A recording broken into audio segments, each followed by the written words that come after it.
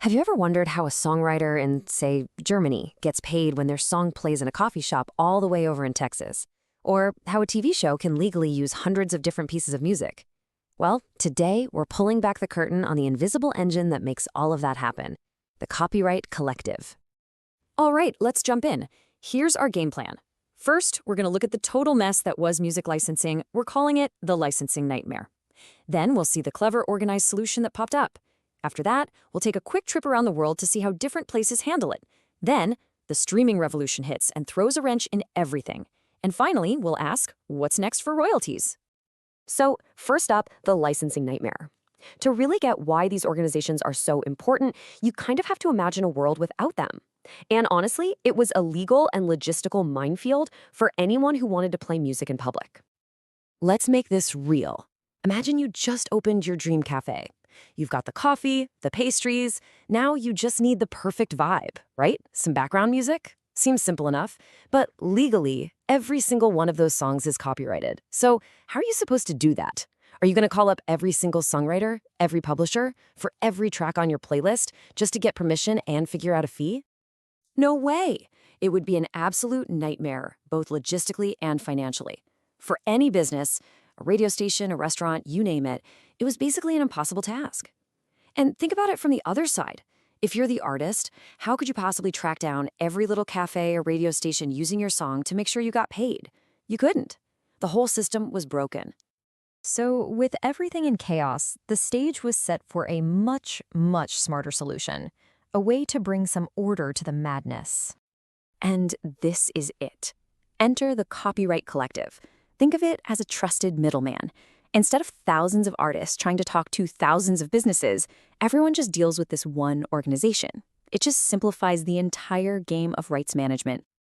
And how it works is actually pretty brilliant in its simplicity. It's a clean, four-step process. 1, creators sign up and grant the collective the right to manage their work. 2, the collective then offers a blanket license to businesses, which gives them access to their entire massive catalog. 3, the business, that cafe we were talking about, pays one single simple fee. And 4, the collective uses its systems to track what gets played and then divides up that money and sends it back to the creators as royalties. Simple, right? Efficient.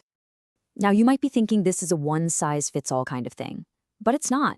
Depending on where you are in the world, the structure of these collectives can look pretty different, even though they're all trying to do the same basic thing. You really see two main philosophies emerge.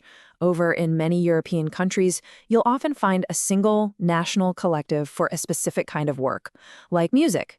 It's basically a government-recognized monopoly. But then you hop over to the United States, and it's a totally different story. It's a competitive market. You have multiple organizations called performance rights organizations, or PROs, and they all compete to sign up artists and publishers. And here are some of the heavy hitters. In Germany, GEMA is so powerful, the law basically assumes they manage a song unless someone can prove they don't. In Italy, you've got CIA. And in the US, you'll hear the big names like ASCAP, BMI, and CSASEC all the time. Each one manages these enormous catalogs of music for their members. Okay, so just when it seemed like the system was all figured out for things like radio and CD sales, a technological tsunami came along and just rewrote all the rules. A whole new kind of chaos was on the horizon. You know what I'm talking about. The rise of Spotify, Apple Music, Pandora. It completely changed the game. We went from a world where we could count millions of record sales to a world of trillions of individual on-demand streams. The sheer scale and the speed of it all, it was just something the old system was never, ever designed to handle. And this, right here, this became the multi-billion-dollar question. The old model was built for things you could count, a spin on the radio, a record being sold. How in the world could that system possibly keep up with billions and billions of individual streams happening every single day? Tracking and paying out for all those tiny microtransactions created a brand new logistical nightmare. So the whole system had to evolve, and it had to do it fast, or it was going to become totally obsolete. So let's look at how the industry, especially in the US, tried to adapt to this new digital world. And the big answer, at least in the United States, came in 2018. It was a huge piece of legislation called the Music Modernization Act, or MMA.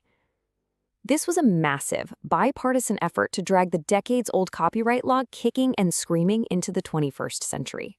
So what did it do? Well, it had three main goals. First, make the whole licensing process way smoother for streaming services. Second, create one giant public database for all musical works, so it's finally clear who owns what and who needs to get paid. And third, it closed a major loophole, making sure that artists with songs recorded before 1972 who were getting left out finally got paid their digital royalties. And this quote just boils it all down perfectly. The whole point of this massive reform was to unclog the pipes in the streaming age, to make sure that when a song gets played online, the money can actually find its way back to the creators, fairly and efficiently. Which brings us to our last big thought.